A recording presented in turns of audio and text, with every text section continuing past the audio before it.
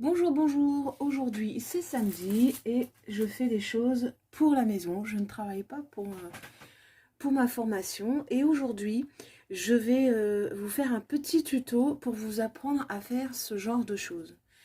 Alors, c'est rudimentaire, ce sont des plaques de porte. En fait, chez moi, on est une maison multigénérationnelle. Ça veut dire que on a 3 générations dans la maison, voire 4. Je ne sais pas exactement ce que c'est une génération, mais bon. Vu les différences de mes enfants, je dirais 4.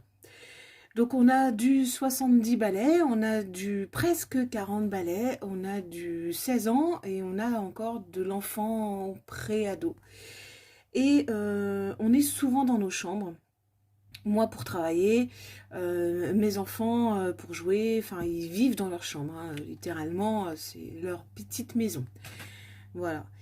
Et souvent, on fait des vidéos, mon fils fait des lives, des gamers live sur Internet. Et quand il fait un live, il ne veut pas être dérangé. Le problème, c'est que souvent, bah, il balance dans le couloir, je fais un live, et il referme sa porte. Et résultat, on n'a pas entendu tous. Et des fois, ça arrive qu'on débarque en plein live. Ou alors, je tourne une vidéo et mon père n'a pas compris que je tournais une vidéo et qu'il fallait pas déranger. Et, euh, et il rentre dans la chambre comme ça. Bon, il frappe toujours avant, mais bon, ça interrompt la vidéo et du coup après je suis obligée de remonter tout le truc et en fait c'est un peu chiant. Et lui, en fait, dans sa chambre, il va jouer de l'accordéon, il va regarder aussi des vidéos, il va se reposer. Et dans ces cas-là, je pense que c'est bien d'avoir ce genre de petites choses pour mettre sur nos portes le petit symbole du surtout ne pas déranger. Voilà. J'en ai fait une aussi pour les WC parce que la maison dans laquelle nous vivons est assez vieille et qu'on ne peut pas installer de loquet au WC. Donc ça évitera de frapper à la porte ou de dire en allant aux toilettes « Je suis aux toilettes !» Voilà. Comme on entend la jolie voix de petite fille de ma fille le prononcer dans la journée. Au moins on sait où elle est. Pas de souci là-dessus. Si on la cherche, on sait qu'elle est là. Alors pour ce faire, vous allez avoir besoin donc d'une plastifieuse, de feuilles pour la plastifieuse, hein, donc ce genre de choses. Bon là, elle est passée déjà à la chaleur, donc ça ressemble pas à ça. Vous allez avoir besoin d'un ciseau, d'une imprimante, de feuilles de carton assez fines, et puis d'un petit peu de patience. Voilà. Et de colle. Il vous faut de la colle aussi, c'est très important la colle. Si vous n'avez pas de plastifieuse, vous pouvez coller vos visuels sur du carton plus fort. Il faudra faire attention en le découpant, surtout si vous choisissez un visuel avec un rond comme celui-ci, un visuel rond, il faudra faire attention en le découpant parce que le carton risque de s'abîmer sur le tour. Voilà, ça le fait aussi avec le plastique, mais un peu moins, quoi. Voilà. Alors, ensuite, la première chose à faire, c'est d'aller chercher vos visuels sur Internet. Vous en avez une pléthore, il suffit de taper panneaux de porte à imprimer. Et là, vous avez tous les panneaux de porte possibles et imaginables. Alors, vous avez, là pour moi, ça va être celui-ci. Mais je vais rajouter une petite phrase du genre chute ça tourne ou en cours visio, enfin ce genre de choses. D'ailleurs, je vais le faire maintenant, comme ça, ce sera fait. Alors, j'aimerais bien avoir un feutre. Mais je ne sais pas où j'ai mis mon feutre noir. C'est pas grave. Je vais prendre mon petit marqueur qui est là. Alors, vous voyez, hop. Les feuilles à lamineuse, ça se présente comme ça. Voilà.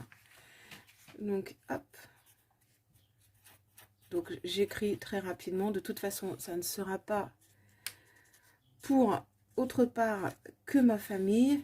Après, si vous êtes fan de scrap, rien ne vous empêche de le faire vous-même et de faire un truc très sympathique, hein. J'ai vu des modèles, en cherchant mes visuels, j'ai vu des modèles très très beaux sur internet de scrapeuses. Et franchement, ça vaut le coup. C'est juste que moi, je suis pas vraiment douée pour le scrap. C'est pas trop mon truc en fait. Donc du coup, je préfère les imprimer tout fait. Et j'avoue que le samedi et le week-end, en principe, j'évite de trop me compliquer la vie. Alors celui-là c'était le mien. Ensuite on a celui-ci pour ma fille, qui elle aussi fait des petites vidéos sur YouTube avec ses pet shops et ses gacha life. Et donc le e-book que vous avez vu au départ, c'était pour mon père. Voilà. Donc je reprends, vous imprimez votre visuel sur internet. Il arrive que vous ayez des doubles visuels, comme celui-ci. Auquel cas, vous collez votre feuille de carton au milieu pour qu'il soit un peu plus résistant.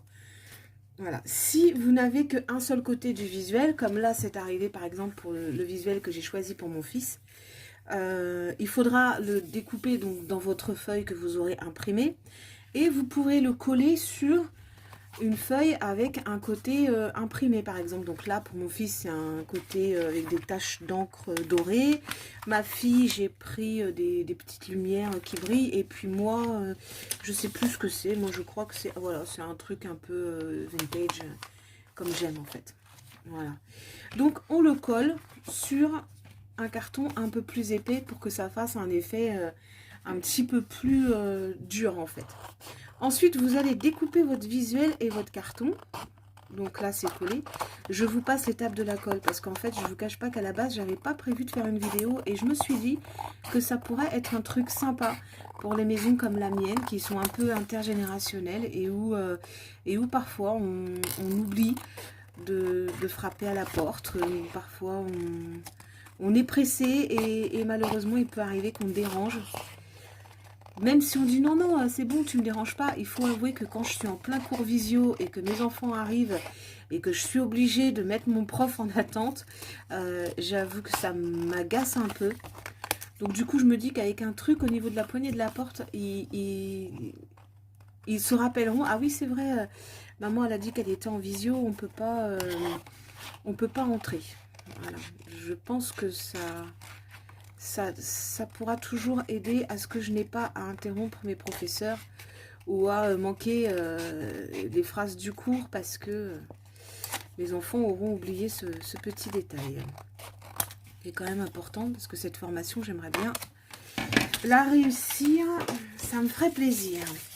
Voilà. Ensuite, donc là, le visuel, on a découpé. Donc, on découpe bien aussi le tour. Hein, le centre, c'est important parce que si vous ne le découpez pas avant de le passer dans la lamineuse, et ben en fait, vous pourrez pas, quand vous allez découper au centre, en fait, ça va décoller.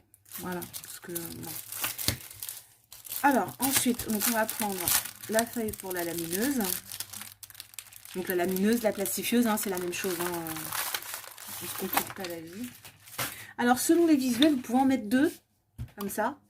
Mais là, le visuel, il est assez grand, donc du coup, on n'en met qu'un. Alors surtout, n'hésitez pas à le pousser vraiment au fond de la feuille plastifiée, comme ça. Voilà. Après, vous prenez pas la tête à le mettre à gauche, à droite. Si vous avez qu'un seul objet à plastifier, surtout mettez-le toujours au milieu. De toute façon, une fois que la feuille est passée dans la plastifieuse, après on ne peut pas la récupérer. Donc, voilà. Donc là, on va la passer dans la plastifieuse.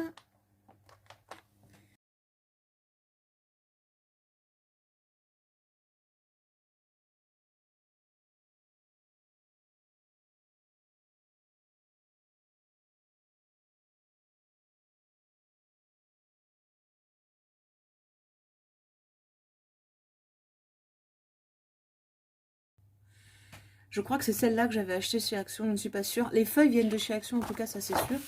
La plastifieuse, je sais plus.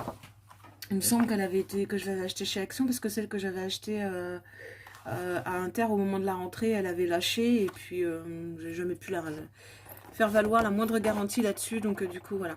Ensuite, vous allez découper en laissant toujours un espace, en fait. Parce que vous voyez, comme le papier il est un peu épais, ça va pas souder vraiment au bord du papier. Donc il faut laisser quand même un petit espace pour pas que ça vienne décoller en fait ce que vous aurez fait. Ce sera un peu bête d'avoir gâché, parce qu'après vous pourrez pas le récupérer en fait, le visuel. Donc ce serait un peu bête. Ouais. Alors surtout, moi je vous conseille, hein, arrondissez vraiment les angles. Laissez pas un angle pointu comme ça là. Parce que certains d'entre vous en ont peut-être fait l'expérience, mais ça fait très mal quand ça rentre dans la peau. Voilà. Et comme mes enfants et moi, on est un peu genre, comment vous dire, Pierre Richard, on a tendance un petit peu à être maladroit et à se faire mal avec n'importe quoi. Ma fille, par exemple, s'est blessée au pied en ramassant une balle de tennis. Mon fils s'est cassé l'orteil, le gros orteil du doigt de pied en butant dans le seul trou du tatami qu'il y avait. Il fallait que ça tombe sur lui en fait. Donc là je fais ça vite fait, hein, mais sachez qu'après je vais rattraper quand même les bords pour que ça fasse un peu plus joli avec un plus petit ciseau. Sinon vous pouvez aussi, si vous avez un tapis à découpe, vous pouvez aussi découper ça au scalpel, hein, ça sera joli aussi.